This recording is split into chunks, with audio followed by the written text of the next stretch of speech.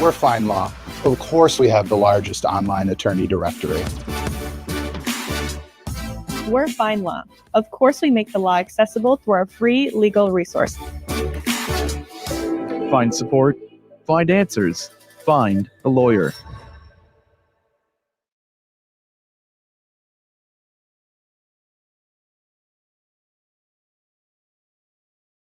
The Farmer's Dog is fresh food made with whole meat and veggies.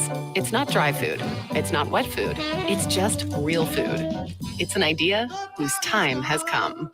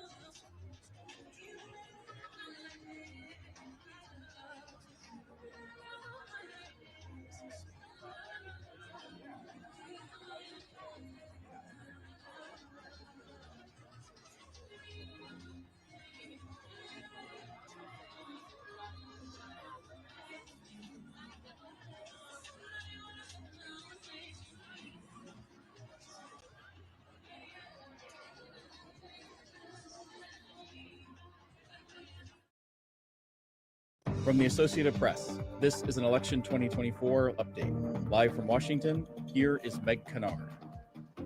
We're coming to you now with more AP race calls on this election night.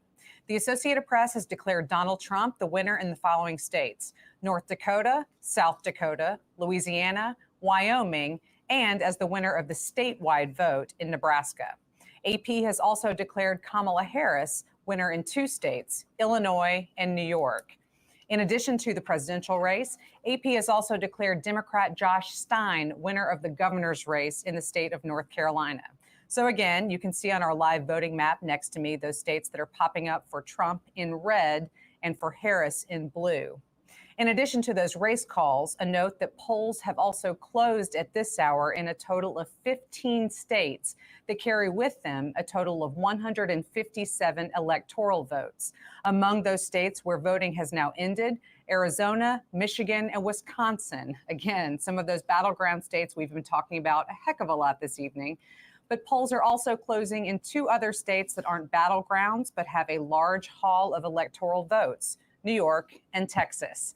Back with me is Sagar Magani to break down these race calls and talk about the places where voting is now over. Sagar, hello. Hello again.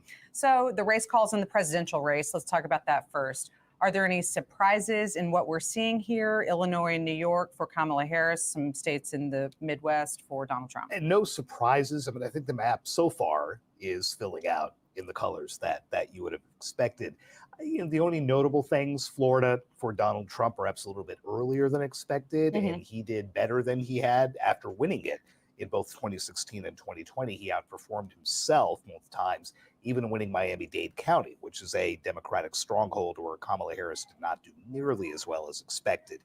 He made a play for New York.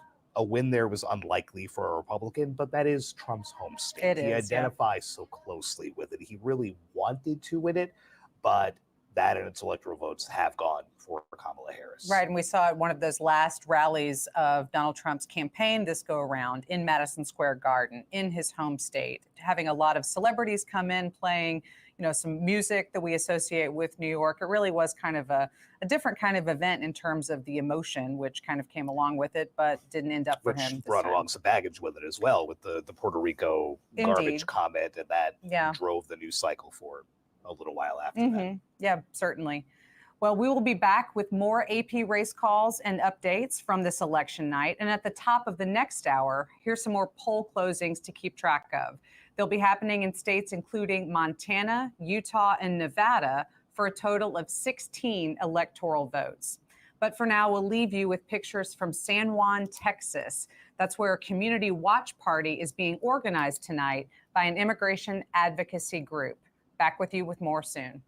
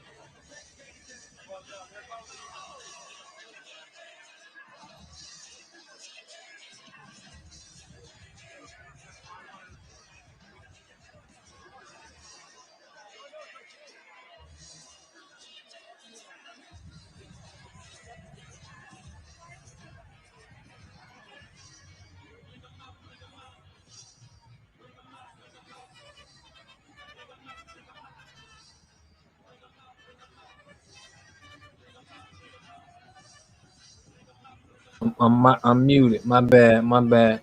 Them Democrats got the media, so anything could happen, man. I won't be surprised.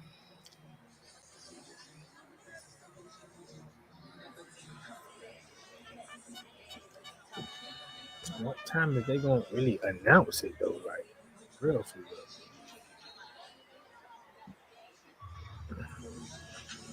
Well, my boy Cornell Wright didn't make it. It's all right.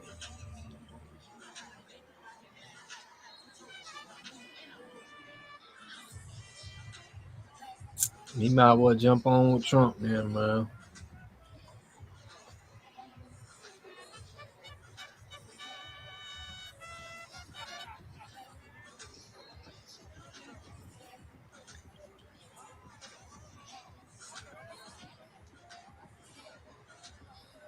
I'm gonna show y'all something though. Check this out while we wait for that.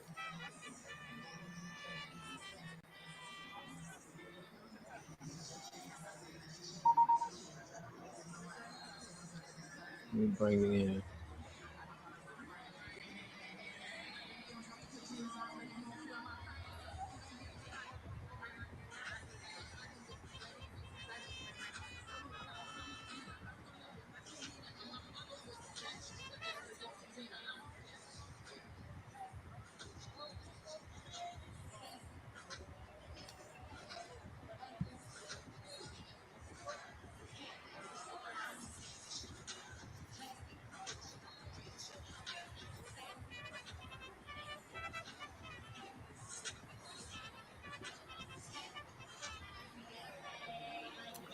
Don't let me put my own video in there. It's crazy.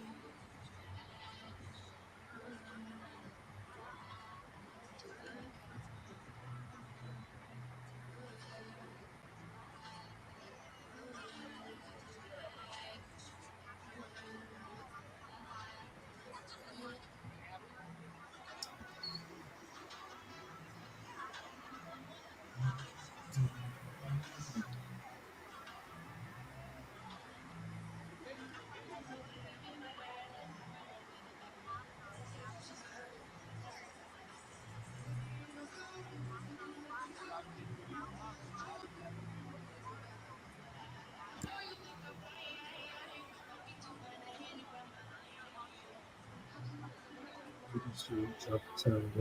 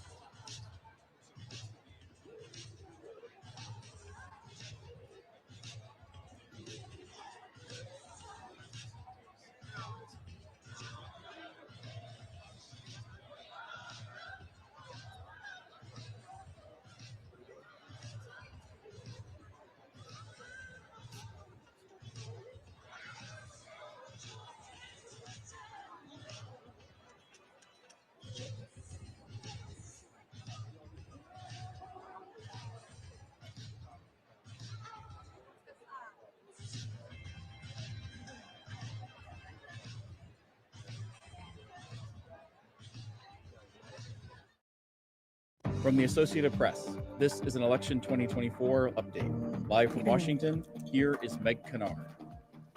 Welcome back.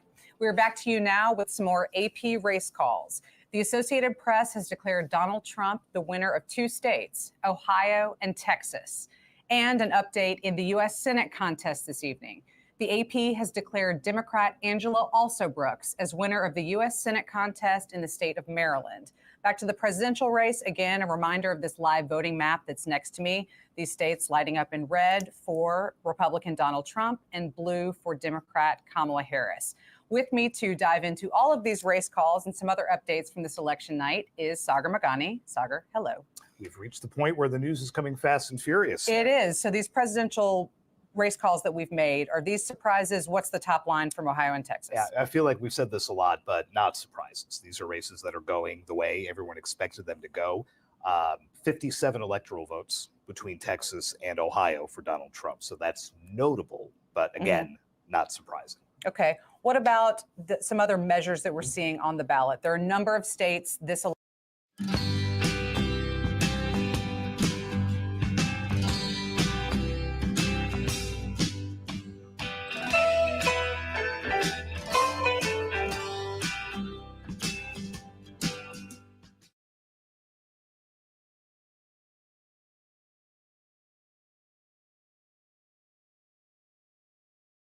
abortion, but abortion opponents have won 2 more races today in New York and in Maryland. Those 2 states have now enshrined the right to abortion in their constitutions. Speaking of Maryland, this Senate contest with Angela Alsobrooks defeating former Republican Governor Larry Hogan. How big of a contest has this been? I feel like every time I'm here in Washington, I've seen so many ads related to this race. What's your takeaway on this I one? live in Maryland. The ads have been everywhere. The signs have been everywhere. Ben Cardin is retiring as a Democrat.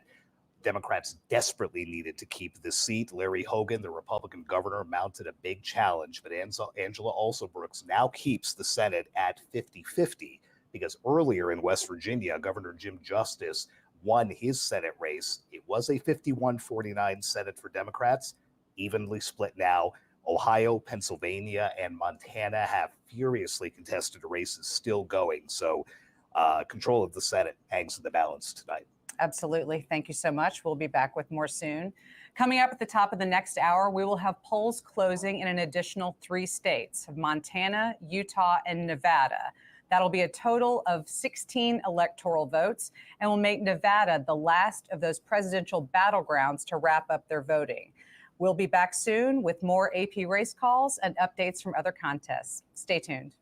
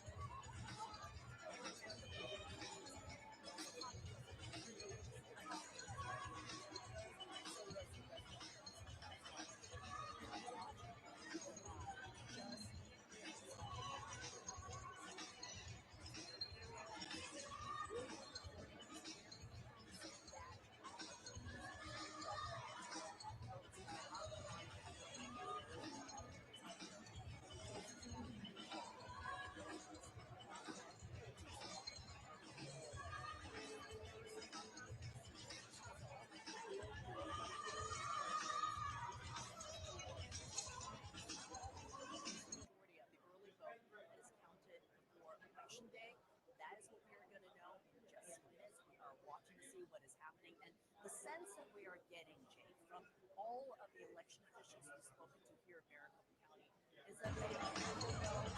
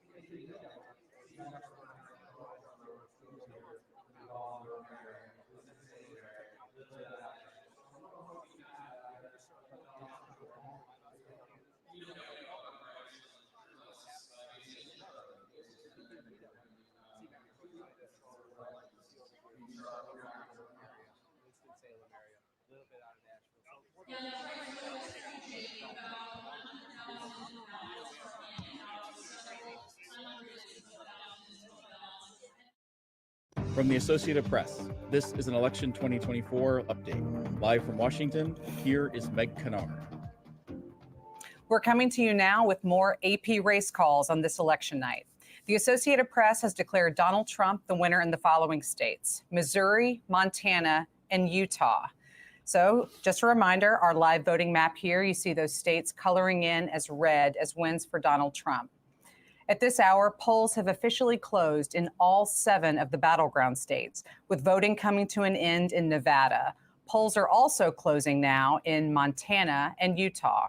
Joining me, as he is all night, is Sagar Magani. Sagar, these presidential race calls, are there surprises in here, or are these still kind of expected? We feel like we've been saying the same thing every half hour. Indeed. Right? These are essentially playing out as predicted, as history, or at least recent history, would tell you. States that have gone for the Republican nominee 6, 7, 8, 10 times in a row, or for the last 50 years, all but 1 or 2 times. So, in summary, no, this is playing out the way you would have expected.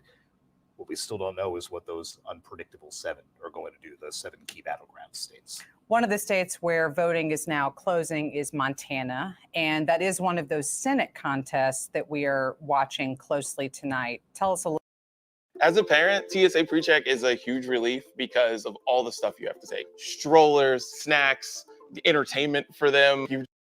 Needs to defend against this GOP onslaught, and Tester could be one of the ones that is not able to hang on to his seat, but that has not been called yet. We have an evenly split Senate right now, and what happens in the Senate and the House combined with the White House is going to go a very long way towards seeing how the country is governed from here on out. Definitely. Thank you for that. Just as a reminder to all of you, at the top of that live voting map next to me, you can keep track of the electoral votes as they come in with AP race calls for each of the candidates. At this hour, there are 198 electoral votes for Donald Trump and 99 for Kamala Harris. We'll be back with more AP race calls and updates. We'll leave you now with these pictures of live vote counting as they come into us from Denver, Colorado. Back in a moment.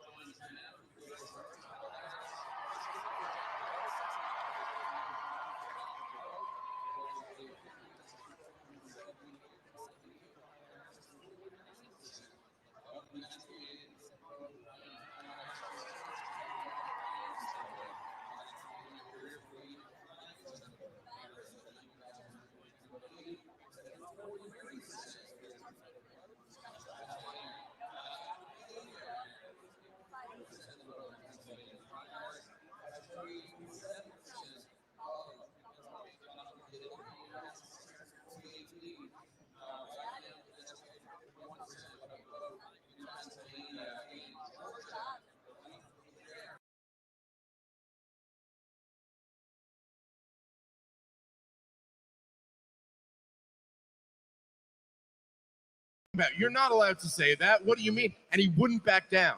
He was like, hey, Obama created. Now, it was a little bit of an exaggeration to say Obama created ISIS. The truth is that Obama only armed and funded them.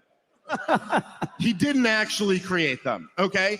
But what Obama and John Brennan, who was the CIA director at the time, did in conjunction with Saudi Arabia and Israel, Trump supporters, is they decided, because they wanted to overthrow the secular dictator Bashar al-Assad, that they were going to fund and arm al-Qaeda and ISIS in Syria. Now that, under the legal code, is known as treason, with a capital T.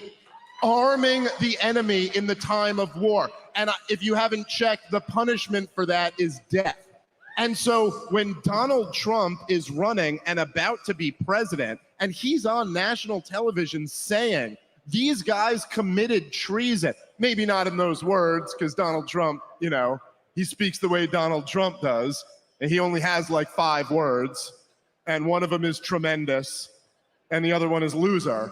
And so he just called, but excuse me, Dave Smith. He also has that one. Excuse me. That they are actually, I think, terrified that he might do. And he was also running on lock her up. I mean, now this might have just been rhetoric to Donald Trump. And in fact, I think it was. I don't think Donald Trump ever really knew how deep the swamp was when he was getting in the first time. I don't think he really had a plan to drain it. But he scared the bejesus out of those people. And they want him nowhere near power. I think they are very worried about what he might do.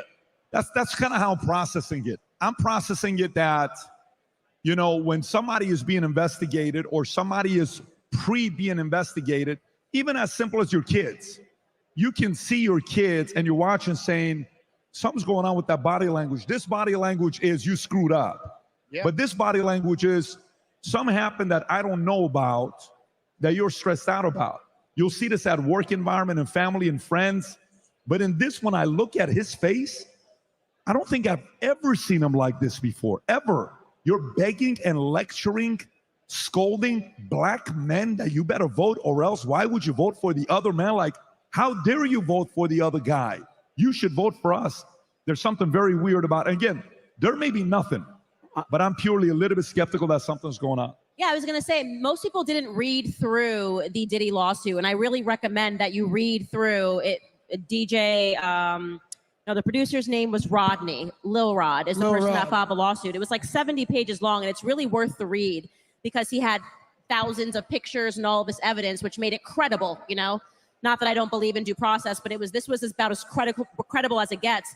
But one of the most compelling elements is that what he was describing was a Jeffrey Epstein type blackmail ring that's happening in Hollywood.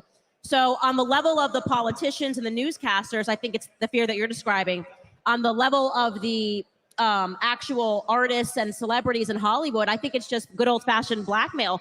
They have these people on tapes. And it's so funny because years ago, Kanye said this. He said specifically Diddy. He called out specifically Diddy. He said, you got out because you did a deal with the feds. A lot of these rappers go to prison, they get out. He said, you got out, him and J-Lo were shooting in the club. She was holding the gun. These are the facts. She gave him the gun. He shot in the club. They got arrested and they got let go. And Kanye said, part of your deal was that they were going to let you out, but you have to control people like me in the industry. And when Kanye said it, it sounded insane. And then fast forward, and you read through this lawsuit and you see these celebrities that are coming out and you're starting to ask yourself a question. Is this a good old fashioned, these people, whether it's they get in trouble, they get pulled over by the police and they get them off, but it's like, we own you now. We're the mafia. We own you type of a deal. I think we're starting to ask those questions, especially with Jeffrey Epstein and the Diddy cases happening back to back. A lot of these people are being controlled and they're being kept out of trouble. But there's the other end of the deal. Like when Democrat season comes around, you better get up there and cry, J-Lo. You know what I mean? And Candace, you make a good point because Elon was with who was the podcast where Elon Musk, like, this is a bold statement to make. He goes, the billionaires are afraid of Donald Trump because he's going to release the Epstein client list. And they go, like, what kind of billionaires? Like Reid Hoffman. And he was like, yes. He didn't hesitate for 1 second. So there's that list, PBD. There's all the people that were Epstein. And remember, when he said Reid Hoffman, remember what he said. He used to report to me in PayPal. And he laughed, right. Like, yeah, Reid Hoffman. Yes. So there's that, Candace. There's everybody on the Diddy list. And then when it comes to Barack Obama, Dave, Crossfire Hurricane, you know for a fact, if I'm Trump, I'm going after everybody that spied on me, that spied on the White House, that spied on Carter, on everybody. They're all afraid because this guy's going to come in and it's retribution time. And he deserves it. And we deserve to see everybody that was colluding behind his back. I think it is time to go to our friend Tom Ellsworth and Amy Tommy have an update boy. for us. Tom, Amy, hit the stage. What's the latest? What's the latest? Come on, Jill Stein's making a comeback. Let's go, Jill. All right. First, we had right at the top of the hour, we have no surprise here, but the Mountain States. Yes, we have Idaho, Montana, and Utah all called for Trump. Let's go! And by the way, so it's 270 to win, but if you look at that scoreboard above Pat, we're at 230, and it's 270 to win. And we've got, so you can see the VT News. Too close for me, Tom. Yep. So now, 52% have reported in Pennsylvania, and he is at 2 full points with a lot of Philadelphia left, but it's feeling like that 3-point win in Pennsylvania, but there's a lot left. Mm-hmm. Then, should we mention North Carolina? Then Georgia, we're at 83% reported now. And it's holding. It's holding. That's 83% in, 190,000 lead, 68% probability of winning. And he's 159,000 votes away from being more votes than he got last year. Last in 2020. Wow. So that's feeling very good. And we mentioned it, but we'll show you. North Carolina officially says swing state is done. Let's go. This is a big one, guys. North Carolina's done. North Carolina's done. Let's go, baby. North Carolina. It's done. Wow. Are you joking? Yep. And we called it about 30 minutes before the other broadcast network. So those of you who've been watching, welcome. So, and then Arizona, they've got 52% in. Now remember, Arizona took all that heat for all the trouble they had last time. And so they've got their systems in place. And look, they've only been closed an hour. And like Florida, they had 52% reported. And you can see she has a slight lead. However, right here in Phoenix, underperforming versus last time. We'll take it to you. So she's underperforming a little bit there in Maricopa County. And when you add the whole thing up, it says... Tom, you just all of a sudden, like, you stuttered 5 times. Did something make you nervous, or what was that? No. Basically, she's underperforming what the Democrat Joe Biden did in Maricopa County. In Maricopa, in Phoenix. Can you go to 2020? Can we see 2020 Trump at Maricopa or no? I don't know if it's going to swing, but it's tight. And so right now we've got a 57% chance, because if you look at the stuff that hasn't reported, we know where that is, and it's correct. I got it. So we've got about 34 minutes before more polls close and we get to the West Coast. But we have one other quick update. Jill Stein is closing in. I'm just telling you guys right now. Jill Stein is making a comeback. Wisconsin. You look at Wisconsin, there's a lot of city left in Wisconsin. Oh, wow. But let's go, baby. 50-50. Tom, are you able to go back to the overall presidential odds? Overall presidential odds, it was the last screen, you were just there? Right there. Not on the state? No, it was this previous slide. Yeah, we're at 71%. So here, can I give you what I'm seeing here? Yeah, go for it. At the beginning of the night, Vegas, before we started announcing everything, had Trump 60% chance, Kamala 40. As you can see here, it's now increased to 71-29. So Tom, can you confirm, Tom Kornacki, that things are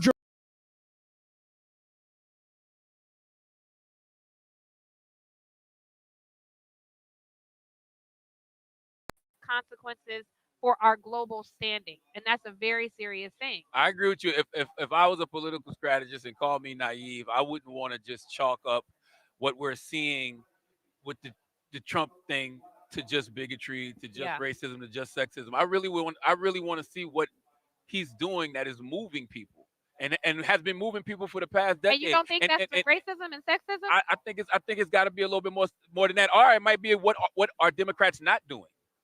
You know, that's what I would want to know. I can't just say, hey, everybody's racist, everybody's a bigot. I think that is very true. I think we've heard from our own friends, if we're super honest, even in our own conversations, right, about where there's shortcomings or where we don't feel represented inside of a big tent. You know, it like even when you talk about the way that consultants are used, or you talk about the way that candidates have to fight to be seen, even in Andrew's experience. Andrew wasn't just they didn't decide that Andrew was the darling of the Democratic Party. Right. He fought hard AF to be at the top of the ticket, to be the to get out of the primary and to be the Democratic Party's nominee for governor of Florida.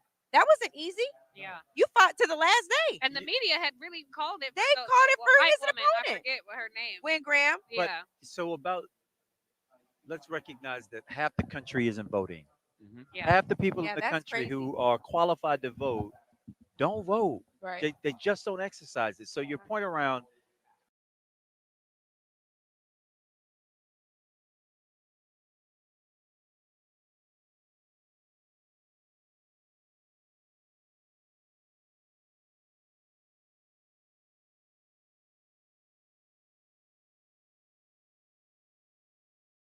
very differently between people. So I can't say and resolve that an election is decided just that way. I think Trump reaches at something, well, that's not even that clever. If you are a person and you don't have a perfect life and therefore you have grievances, Trump has taught you how to complain and make no apologies about it. And to find people to blame, even if it's not true. He complains and then points you to the people who are responsible for your pain. Right. And they're the people who are brown and they're black and they're women and they're everybody that's not like you. And so if we were able to run a race trying to build community off of people who got complaints about how fucked up shit is, we'd win too. I mean, we'd lead, we'd connect with people by making that the case. that groceries are too high. This is happening. This is happening. Jobs are being shipped here, and that group is responsible for why you're not living your best life. That's not rocket science politics. It's the politics of grievance.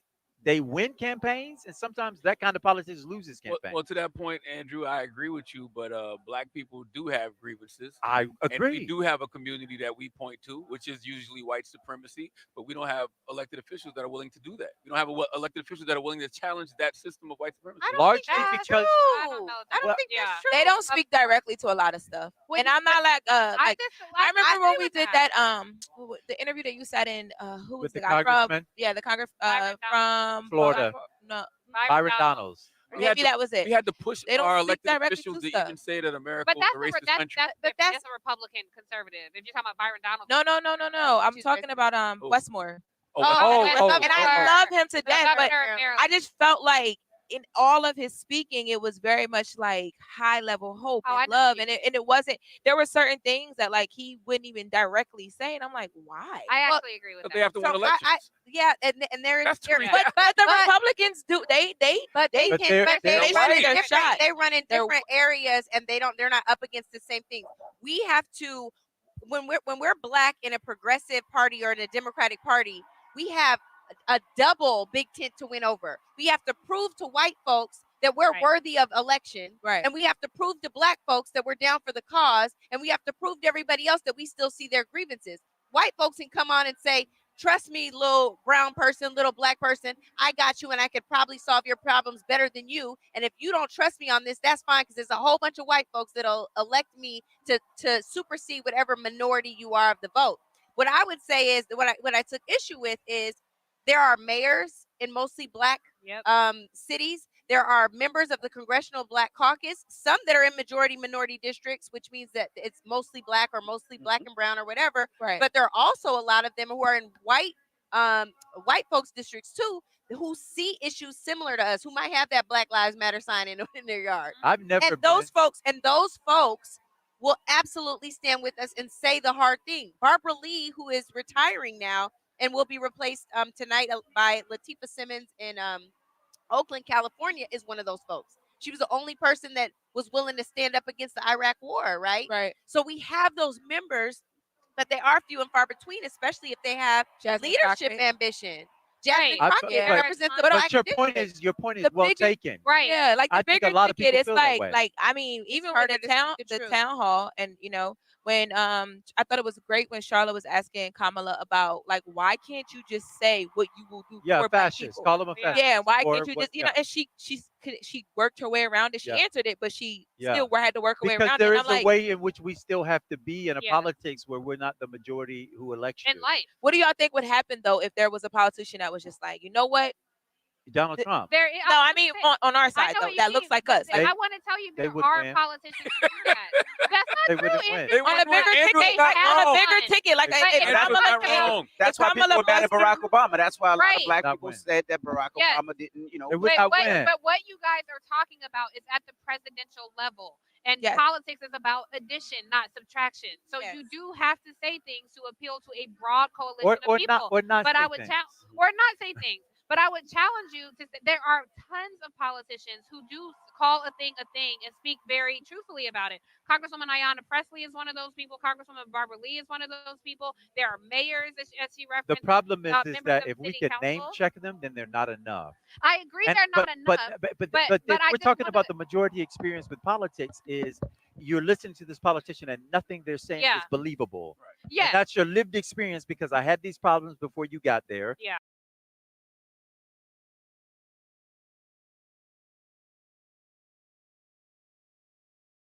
We had about Sherry Beasley in 2022. Mm-hmm. That we had about Beto before that. Yes. That we had that hey, you're not hiring black and not even extend black and brown consultants to come in and actually bring those other thought processes to the table. Right. So if Colin Allred, probably hires a couple black consultants, he might actually be in the win column tonight. Because the other thing is this. L2 data tells us that there are more registered Democrats in Texas than there are registered Republicans. Similarly to Georgia. So you mean to tell me that in reality, you're really, playing a turnout game. Yes. And so one time it comes down to mechanics of your campaign. Lauren, again, while people are right now losing their mind, even some I'm one of the people. even some of the dumbasses in our chat, it's somebody like, "Oh, you can tell Roland's body language has changed." You're an idiot. It hasn't. Here's a perfect example. Okay, everybody's sitting here thinking blowout. It was driving me crazy when I saw all of that stuff about a blowout. It's dangerous. Okay, go to my iPad. Y'all, this is Pennsylvania in 2020. Yep. Biden won Pennsylvania by 80,000 votes. All right, it wasn't like this huge. He didn't even hit 100,000. It's right here. Biden got 50.01% of the vote, Lauren. Yeah. Trump got 48.84. And so folks need to understand, Pennsylvania is going to be close. Georgia is going to be close. North Carolina is going to be close. Biden lost North Carolina by 2.5 points. Yeah. And so, again, I'm not sitting here freaking because the first thing I'm looking at is where are the outstanding ballots? If I'm the Harris campaign and I'm looking at Georgia, it's a lot of black and Democrat and the votes. Republican counties are max. They're Right. they're at 95%. And they in bed. Yeah. So they turn their shit in. One of the worst. So they're at max. Not part. Keep it home. They're at max. Right. They're smaller counties. They've already finished counting. So Correct. they're Correct. done. So if you're sitting here, Trump, Harris, you're looking at, okay, what's outstanding and who are likely my voters. And so right now it's about 210,000 again lead in Georgia. And so the question is, does it break 80-20, 75-25? That's what the party is. The best thing the Republicans did this cycle was front load their votes to early voting rather than election day. Because then it gives Democrats, it makes it easy. You're literally just figuring out where you have outstanding and then running it up there. So what happened? So what happened there, Lauren, was Donald Trump poo-pooed early voting in 2020. Yeah. Republicans listened to him. And then you had other Republicans who were like, what the hell is wrong with y'all? So what we saw this time was we saw Republicans turning out early in Nevada, in Virginia, in Michigan, turning out in Pennsylvania. And so now became, all right, how do I now get my people out on election day? Because historically, Republicans didn't really focus on absentee balloting and early voting. Democrats ran up huge margins they couldn't keep up on election day. That's why right now it's a battle because who turned their people out on Tuesday? Right. Go ahead. Well, it's the fact though is if Trump wins North Carolina and Georgia, she absolutely has to win Pennsylvania. Oh, absolutely. He absolutely has to win Pennsylvania. So my entire evening. Well, she got to win Pennsylvania, Wisconsin. Right, but if that's why my entire East Coast attention is on North Carolina and Georgia, because that kind of tells you right there that she absolutely has to get Pennsylvania. So what we're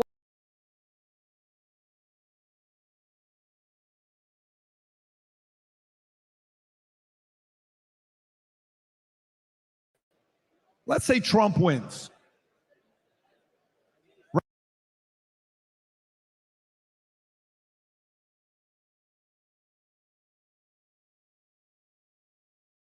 Rob, if you can get the Raskin video ready. Oh, this is Rob, took a bathroom break. He'll be back. Say Trump wins. He's got, what is it, 70 days? How many days is it until the speech being given? How many days is it? 70, 80 days? Something like that, because it's December 6th. If he wins. January 6th, and then you got January 20th. Yeah. Let's just say 75 days left, okay? Yeah.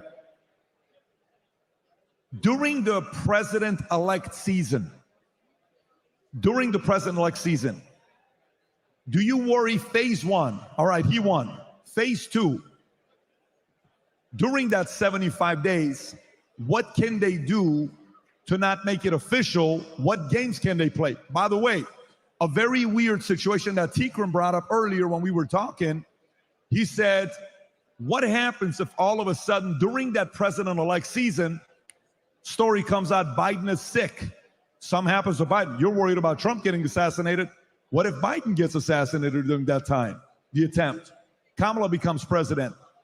I'm just thinking about how an enemy would want to take you down. What can happen during those 75 days until he is finally putting his hand on the Bible for the second time and everybody knows He's the president. Do you worry anything can happen during those 75 days?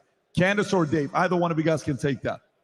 I believe they'll try to use the fact that he's been indicted so many times to try to disqualify him. Somewhere they're going to try to pull out the 14th Amendment. They're going to try to use the January 6th thing. They're going to try to use some type of foolishness to try to get the American people to buy the lie that he's illegitimate, and they're going to use that to try to change public opinion. But as long as public opinion holds, they're not going to have a chance at it. But they're going to try it. They're going to say the January 6th committee said this, and therefore he's illegitimate. And we are going to try to go in front of the Congress, and we're going to try to pull out the 14th Amendment about the Insurrection Act or something to try to delegitimize the election. They're going to try it. It's not going to work. Well, I would just say, like, use history as a guide, right? So, well, first off, your point about Joe Biden. Look, Joe Biden, this could happen any minute. Joe Biden is so far past the point of being incapacitated for the job that Joe Biden is so old and senile that at any moment he might be removed. I mean this, that could happen anytime. They already said he's crazy. They already have the power of the presidency. So if Kamala got the power of the presidency, I don't think that changes the equation drastically. But I look at what happened last time. When he won the election in 2016, essentially what they did, right, was that, I mean, they had been spying on his campaign the whole time. They ramped up the investigation, and then they swarmed him with these all the people who double-crossed Donald Trump, all of the awful appointments that he put in. The weakness that Donald Trump has is, everybody says this, supporters and critics alike. He's very subject to flattery. Donald Trump is an egomaniac, and if you tell him how great he is, he loves you. And so what you're going to see is a bunch of never-Trumpers attacking Donald Trump, and then you're going to see a bunch of people like Mike Pompeo, Liz Cheney's pick for defense secretary, going up and bragging about how loyal he is to Donald Trump and telling Donald Trump how awesome he is. So everybody who's a Trump supporter, it's our job from now, assuming he wins till January 20th, to make it clear that we do not support Donald Trump putting any neocon warhawks in his cabinet at all. I agree. None of them. Zero. I 1000% agree. I think they already have their option B ready to go, which is an infiltration of the Trump campaign, this populist movement. I have been genuinely shocked to see how accepting he has been of the never Trumpers. And this idea is that it's unity. No, they weren't with you in 2016. They weren't with you in 2020. They weren't with you in 2024. They were with DeSantis. And then at the very end, they're like, oh, never mind, we're with you. And he's suddenly making time for these like war hawk neocons. Such as who? And I think it is an insult, genuinely. It is an insult. Who are you talking about, like specific? I mean, like, I could name a ton of people, but I'll let Dave do that. Mike Pompeo, David Friedman, those are two to start with right there. And so when you see that, you're going, is that all it takes? It's just a little bit of flattery? Like they've been against you from these people were willing to have Hillary Clinton be the president of the United States rather than take a chance on you. And they never changed, not one bit. Not when you were president, they kept attacking you. And suddenly when they realize you are the option, they go, oh, we actually like you. We're going to throw some money your way. And you see Trump, he's so trusting and accepting. He's like, oh, I'm bringing people together. I don't trust that. I just do not trust that. And so my concern is that if this populist movement dies, the tombstone of it will read, flattery will get you everywhere, right?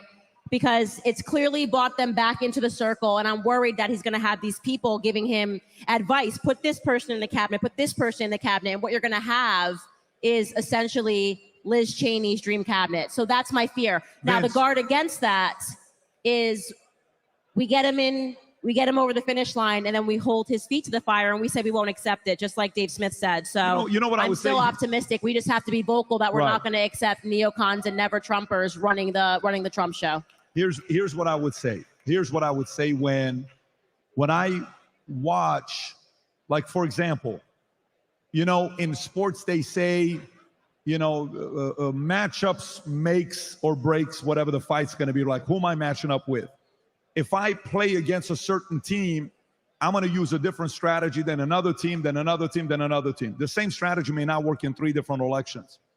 I think the one thing that I like about what he did with this one here, here's a guy that during this time, the last 2 years, not the last 2 years, probably the last year and a half, a big part of Israel, Hamas, Muslims, oh my God, Israel owns him, Muslims own him, this person's this, he's a Muslim, he's a this. All of this stuff that went on, that tensions went very high the last 12 months. I think we all know what we're talking about. We saw this, it was everywhere. So you got 2 people on how to handle a situation like that. We watched Kamala. Kamala fumbled it. Kamala went and told Muslims one thing, then went and told Jews another thing. So embarrassing that CNN had to show. Have you guys seen this clip that CNN had to show the fact that have you seen this clip that CNN showed both? Oh my God, Rob, Candace hasn't seen it. We have to show this clip. How many guys have not seen this clip with the 2? How many guys? Oh, you got to see this clip. This is so embarrassing. Rob, if you can show this clip of CNN eventually coming up and saying, wait a minute, why are you showing one ad targeting? Want to keep your hairline where it is? Through Hims.com, you can explore a range of options that work best for you, so you can grow. City. One group got one ad, or the other group got another ad. Rob, is this it, Rob? Folks, watch this video in its entirety. It's flat out embarrassing, and then I'll come back to make my point. Go ahead, Rob. Tonight, mixed messages. A K-File investigation this hour finds Kamala Harris is targeting crucial battleground voters with vastly different messages on Gaza and Israel. This ad is running in Michigan, which has the largest Arab population in America. What has happened in Gaza over the past 9 months is devastating. We cannot allow ourselves to become numb to the suffering, and I will not be silent. All right, well, it's a very different story for an ad in Pennsylvania targeting Jewish voters. Let me be clear. I will always stand up for Israel's right to defend itself, and I will always ensure Israel has the ability to defend itself, because the people of Israel must never again face the horror that a terrorist organization called Hamas caused on October 7. Different message. Andrew Kaczynski is out front now. So, Andrew, those obviously do sound starkly different, to say the least. Tell me more about what you found. Yeah, that's right. And this really illustrates the sort of fine line that the Harris campaign is trying to walk here in the closing weeks, closing days of this campaign on the issue of Israel. Here you have 2 entirely different constituencies, and they are getting 2 entirely different messages. There are often times these constituencies have very opposing views on this. If you are a Jewish person in Pennsylvania, you saw that ad that you're getting. You are getting that ad that talks about how strong she is in Israel. If you're a Muslim voter in Michigan, you are getting that ad on Facebook that's talking about how she won't be silent on the issue of Gaza. Now, what's really interesting here is that ad that we just played, the one that's going to Jewish voters in Pennsylvania. Now, it sort of sounds like those 2 clips of her talking about Israel are together, but they actually cut part of it out. Take a listen to what they cut. What has happened in Gaza over the past 10 months is devastating. President Biden and I are working to end this war such that Israel is secure, the hostages are released, the suffering in Gaza ends, and the Palestinian people can realize their right to dignity, security, freedom, and self-determination. And you've seen too that she, they cut out that portion of the ad where they talked about Gaza from her DNC speech. Those 2 parts were together. They sliced them. They cut that part out. Now, look, she's also getting hammered a lot on this issue by Republicans. We talked just a couple days ago about how those robocalls You can pause this right now, Rob.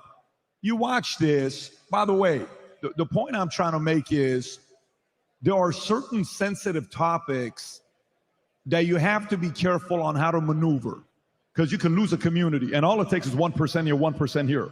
Later on, if you ever run for office, you're going to have to be doing that yourself as well. You're going to be around for a while. And the one part that I watch with Trump, he's sitting here he knows Israel's a big part of the campaign that he's running for.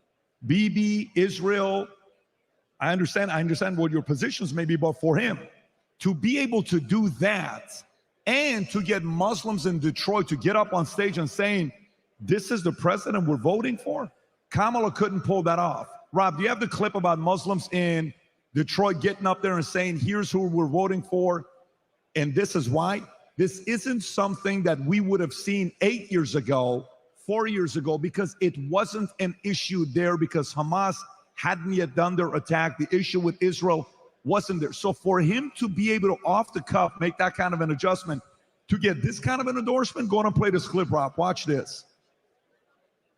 Good afternoon, Michiganders. As the president said, we just had a positive meeting with President Trump. We as Muslims stand with President Trump because he promises peace. He promises peace, not war. We are supporting Donald Trump because he promised to end war in the Middle East and Ukraine. You can pause it right there. So one could say, the bloodshed has Rob, to you can stop. pause it, Rob. In 2016, you're going up against Hillary. Dave, I'll come to you with this one.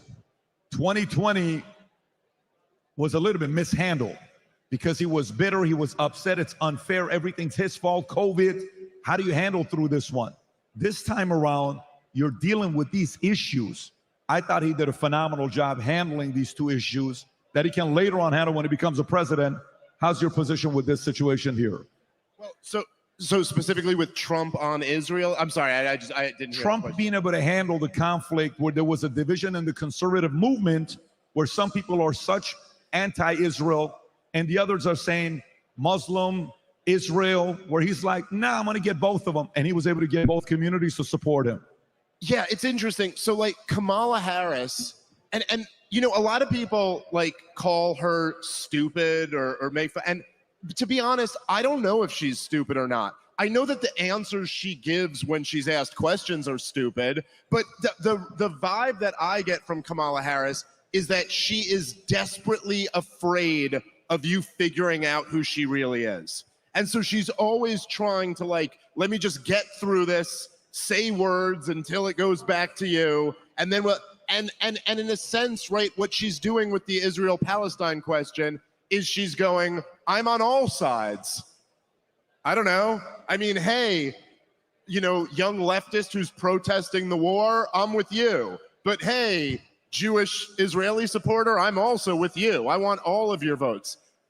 She's not able to pull it off. Donald Trump somehow is able to pull off people Why do you projecting. think? Why do you think though? Because okay, if you're, look, his track record on Israel. Guys, if we can keep it down, please.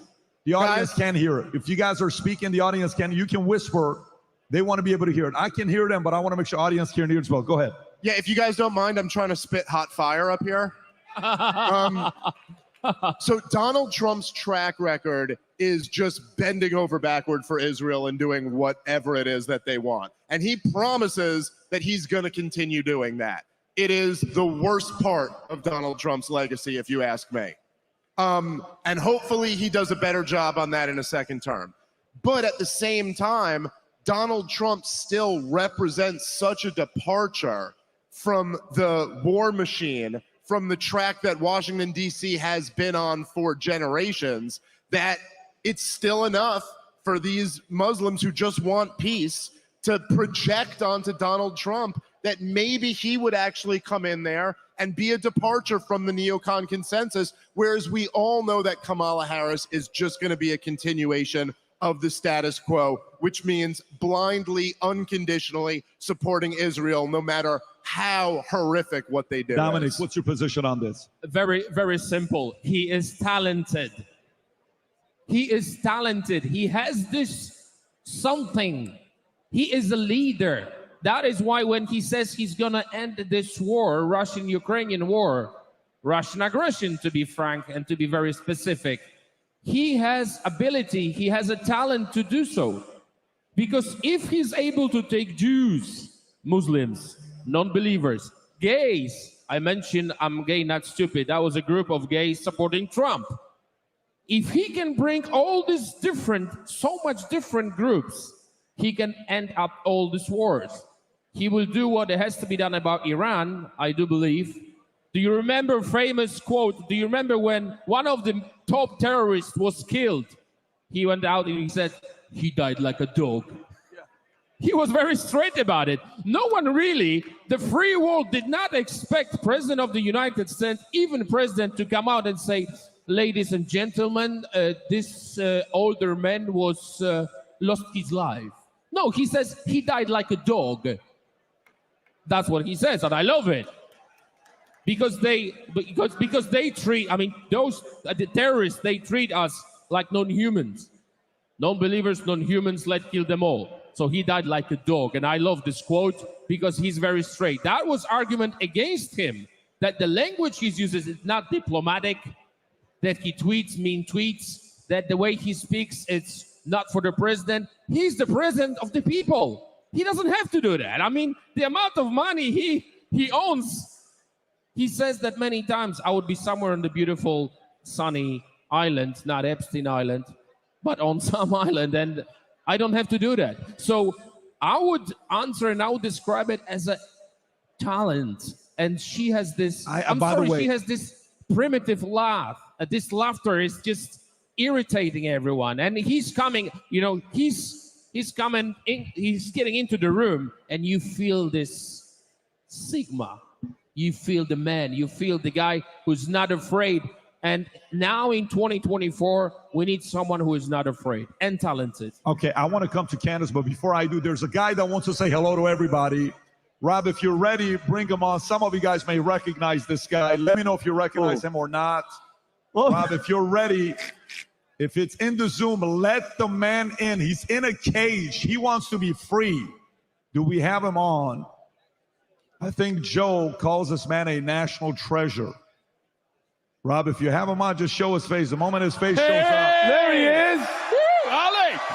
Yo, man. Alex, you're the man. Poland loves you. Alex, how you doing? What's happening? How you feeling about tonight? I'm watching the Second American Revolution take place peacefully. Even if Alex, they steal this, there's no reversing it. It's explosive on the street. It's everywhere. All the liberals that are good people are joining us. There's a global realignment, populist, anti-globalist being elected everywhere. Every broadcast has been fighting tyranny for so long, like yours. It's just exploding. The corporate old media has been dead for a while. Now they're just recognizing it. And we've got you and Tucker Carlson and Elon Musk and all of the cool, smart, hardworking, beautiful people of every race, color, and creed. And this is a magic moment, despite the wall of fraud and the illegals voting and all of the vote flipping and all of the scams. All the king's horses, all the king's men couldn't steal the election again. That's what it looks like. I'm very optimistic right now. But regardless, the global awakening is unstoppable. But that which doesn't kill you only makes you stronger. So no matter what happens tonight, America is back, baby. Let's go. Yes.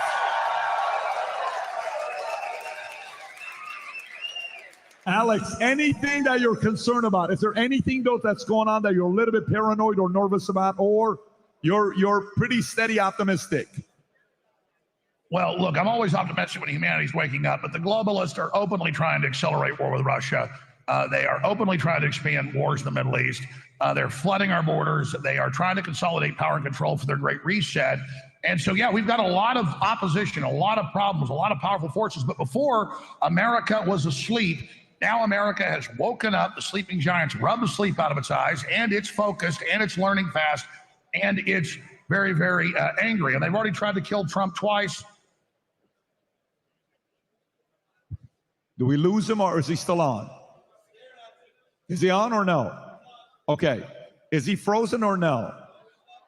Okay, Alex. I'm here, Patrick. We got another show dialed in, another show just connected. We'll reconnect with them in a minute. A lot going on here. I love it. We had General Flynn break in earlier. Well, go do your thing, Alex. Great to have you on here. Take care, buddy. We love you, Remember, Alex, Poland loves you. We love you in Poland, man. He is funny. Candace, you were going to say something to Dominic about Trump we were talking about Trump, how he handled the talent. He said he's got the talent to go through what happened right now. Were you going to say something to him? Well, I was just going to add, I think when you're looking at what people are voting on right now, Israel's just not the number one issue. You've got Kamala versus him. And really, I don't think, I think that even for Republicans like me, who are, I think, starting to really ask the question about why we're allowed to say, like when I first came on your show, I said, F Ukraine. I don't want to send money to Afghanistan. I don't want to send money to Ukraine. Like I'm like a Thomas Massey fan on this. But then they're like, okay, but that's totally fine, but you can't say it about Israel. So that question is, and that conversation, we're at the beginning of that conversation, I think. I think before it was kind of out of sight, out of mind. October 7th hadn't happened. The media wasn't insisting on the conversation, just like nobody was thinking about Ukraine until the media started insisting upon the conversation regarding Ukraine. You had to form your opinions. Between the two of them, between the two parties, I do think that one thing that we believe Trump on is that he doesn't want to go to World War III, right? That's the reality. And so even if he is, as he is, like you are correct about, radically pro-Israel, we know that his support is not going to be, yes, I agree, let's go to World War III. I really do believe that. I think Trump would say no to World War III. He's always kind of got the same military idea: get in there, hit him hard here, and then let it be done. He likes quick military procedure, and you're done with it. So people have faith because he's been, the president for 4 years. He got wanted our boys out of everywhere, wanted the troops back home. And when he did anything militarily, it was like Soleimani, one thing, and then it was over. So we still have faith in Trump for that. I think down the line, 2028, it's going to be a way bigger question. And we'll see what happens. But I think that we do still have faith in Trump not going to drag us into World War III. So that for me, I think that's how I felt at least. I love it. That's a good point. I think that's fair. By the way, can you guys please recognize my son? He's got school tomorrow. Tico! Hey, man. 11 o'clock. Good to see you, man. Hello. Can I ask him a Hello, question? USA. Tico, if you could vote, if you were old enough to vote, who would you vote for and why? Donald Trump, because of like the data and what he actually did. The economy was good and stuff like that, So he said Donald Trump, just in case you guys didn't hear him in the back. Good That's my man. boy right there. Who loves you? Good man. I'm not going to see you. You'll be asleep, but I'll see you guys tomorrow morning. Good night, buddy. Good job. By the way, he's the most conservative guy in our family. I'm not even kidding with you. If you guys talk to this guy in a car, 2-hour drive, he says, turn off the radio, let's talk politics. I'm like, guy, let's talk. No, I want to tell you, one time I'm showing him the debate about him and Hillary, Trump and Hillary in the car. He's like, why would she say that? Does she not realize? And my other son is selling shirts and hats right now. Two different personalities. By the way, Tom Ellsworth has an update for us. Tommy what's boy. the latest? Tell us what's going on. Give it to us. Make some noise for Tom Ellsworth and What Amy is it again. now? Hello. First, we have 3 calls. The polls just closed in California, Oregon, and Washington. And Yes, and so when it comes to the Senate race, we can see that Vivek Ramaswamy was able to provide a lot of help. And we can see that the incumbent, Sherrod Brown, has actually been defeated by Bernie. Bernie! Let's go, everybody! Ohio. Yep, this is a pickup in the Senate. So that's a pickup in the Senate. And on the West Coast, On the West Coast, we can see that we have California, which was called. We have Oregon, which was called. And then we have, what was that one up the top, Tom? Yep. And get back here. And Washington was called. So those are all for Harris. The West Coast, this is no surprise, guys. This is exactly what we anticipated. But things are looking progressively better and better. Okay, so now let's check on Pennsylvania. We're up to 67% reported, and we are still 2 points. So a little over 2 points in Pennsylvania at 67%, so that's feeling pretty good. And then Arizona, Trump has just pulled into the lead. Oh, snap. Hey, wow. And by the way, it's very red right here. So it's very, very close. And one other that we're looking at is, take a look at this. Wisconsin, 61% in, and it's a 2-point lead right now. So the math on this becomes pretty favorable, even if you can't call Pennsylvania. But we'll take one quick look at one other state. Future looks bright. Damn right. And this is Nevada, and they haven't, I thought they had pulled in. Sorry about that. But that's what we got, Pat. So Pennsylvania, Wisconsin, 2-point leads. Arizona, it does not, the Maricopa County, a lot is reported in there, and the lead is not as large as it would need to be for a typical Democrat victory. But we'll know more in about 30 minutes. Wait, what did you say? The lead is not big enough for us to be able to do what? Our numbers, and we're all looking at it here. Hey, give it up for the war room here. Look Give at it this. up, everybody. What is The lead in Maricopa County is not as large as you would mathematically need it to be to overwhelm the Republican votes in the rest of the state.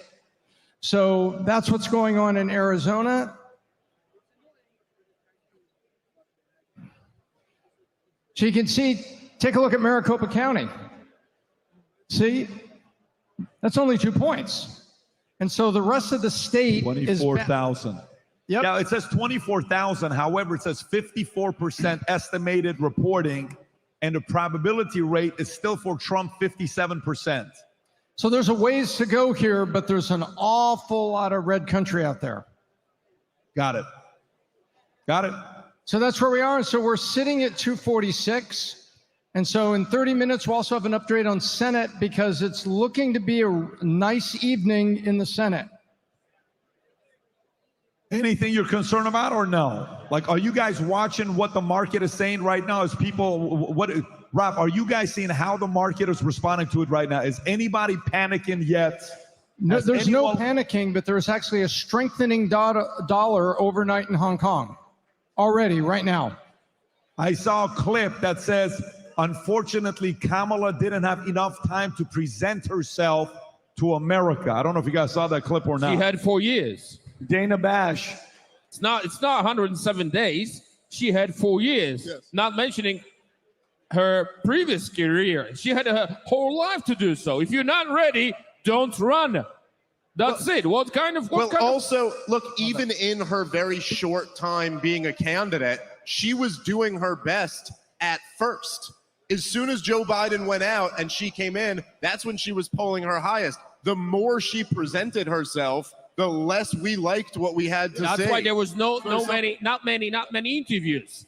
Yeah. She was so proud of her being, prosecutor. Not many people were. She was very happy about it. And obviously she was from middle class. That was her argument, her offer to Americans. I'm coming from the middle class and all this. What kind of future is? I mean, most of the country is a middle class, or aspiration is to be a middle class. What kind of argument is that? I can't understand. I couldn't believe that every single interview, when she was asked about the economy and her plans, she was starting, as you know, I'm coming from the middle class, and it's ridiculous. For us, everyone is laughing at her in Europe. I'm serious. I mean, even liberals like Democrats, they obviously do not say so on the television, but when I talk to them on the plane, because we travel, they're like, no, God, no. They are embarrassed. And that is the problem for America by the way, and for the free world. If we really see America as a leader for the free world, it is an embarrassment for all of us. That is the problem. Well, listen, let me tell you guys what my phone is right now blowing up. My iPad is blowing up right now. Did you guys see what Bitcoin just hit? Bitcoin, can you pull up Bitcoin? Bitcoin just hit $74,000. All-time high ever. So what they're saying is the market is saying they're leaning towards thinking Trump's winning tonight, so everyone's buying crypto, everyone's buying Bitcoin. Who knows? Candace is not convinced. Candace is buying gold tonight, not crypto, not Bitcoin. She's a little nervous. I'm Candace, just you scared gave me to a look. sleep. I'm just scared to sleep. As long as we all stay awake, we'll be Who's okay. more scared, you or George? Who is it, more him or you? I think we're probably equally scared to sleep. Yeah. He messaged me. I mean, I gotta say, guys, I do, and I don't mean to be the bummer here, but like, this is not over yet. And I'm just saying, as I'm sitting here looking at the map, Pennsylvania is what this is all coming down to. Like we've been saying all night long. Now, Trump could still win without Pennsylvania, right? He would need a combination of maybe Arizona, Wisconsin, and Michigan. It's very unlikely that he pulls off Arizona, Wisconsin, and Michigan. It's much more likely if he gets it, it goes through Pennsylvania. And I'm just saying, Pennsylvania, look, it's as of right now, what has he got, a couple 100,000 vote lead? 70,000. So we got 59% to 41%. That's what we're at right now in terms of the election. Now, I'm not saying that looks good for Trump, but that's far from Spike the football Trump is territory. 51.1, Harris 47.9, 70% of the ballots. So it's not that bad. But all that matters is the Electoral College. And so, well, look, I'm going to tell you something, going back to Ms. Harris. Their biggest problem was that they really live in a bubble, and they are around a bunch of stupid liberals all the time, and they really think that the American people are stupid. And so she believed coming out saying what you were saying, I'm from the middle class, would be enough. She believed that people were stupid enough to believe that she actually had the talent to be president of the United States of America, and that Barack Obama coming out sticking his little skinny finger in black people's faces telling us, you better vote for him, boy, was gonna be enough to get it done because it always has been before. But they don't know it's a new day in America. And you don't tell us what to do any longer. So it's gonna be a rude awakening for all of them tomorrow. I believe that this is a new day, and we're gonna wake them up. Yeah.